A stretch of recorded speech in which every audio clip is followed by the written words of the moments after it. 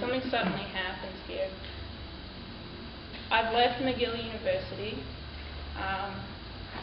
It wasn't doing it for me. I was looking at pictures of paintings and I was thinking, why am I not doing this? Why am I looking at them and writing papers about them? And I go to Concordia University and I go into anthropology and then I end up in fine arts.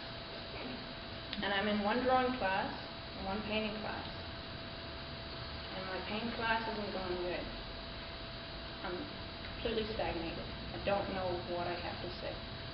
And my drawing class is going super. And I realize I've got to get rid of the color. The color's a distraction. I've got to get down to the point.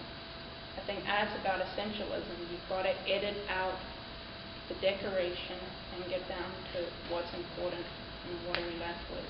So I take out the colors. I start using sandpaper. I start using my paint like it's a material, not like it's something 2D, like it's something I can sculpt with. I start dealing with a personal history and my family's history. I start thinking about things like loss, things like running, restlessness, escapism. An interesting thing that happened is that as soon as I took the color out, I could see the light, see where the light was coming from. Rather than the light being everywhere, which is Impressionism, it just saturates the painting, I could isolate where it's coming from. In this case, it's coming from outside. And inside is this area of weight and despair and claustrophobia, and you want to escape it. You want to go outside for the light, but you can't. And so to have this dilemma and splitting the viewer between these two areas is something I start thinking about.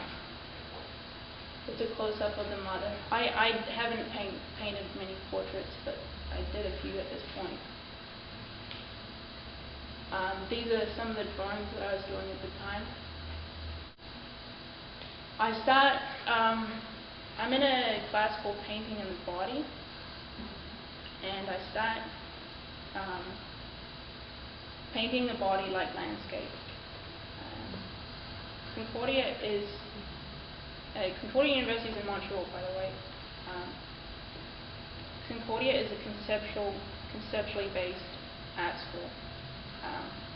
They don't like landscape painters. They don't.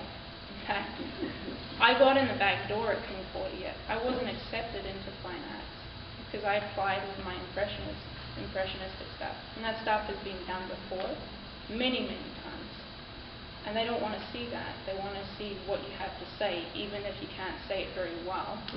And even if you're technically weak, if you have something to say, or if you're very good at BSing, then you're in. And I was afraid to paint land. I knew I wanted to paint land. Land had been an integral part of my family's history.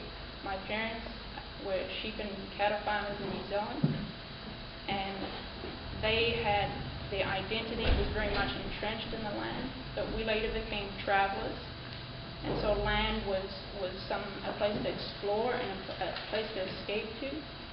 But we also became immigrants, and land became nationality or loss of nationality. Land became new beginnings.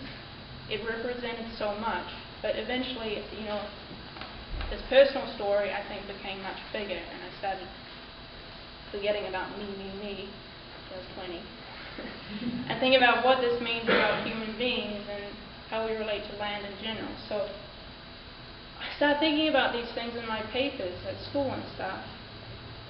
I know I want to do it, and I actually don't do it until my last few months at Concordia University in Fine Arts.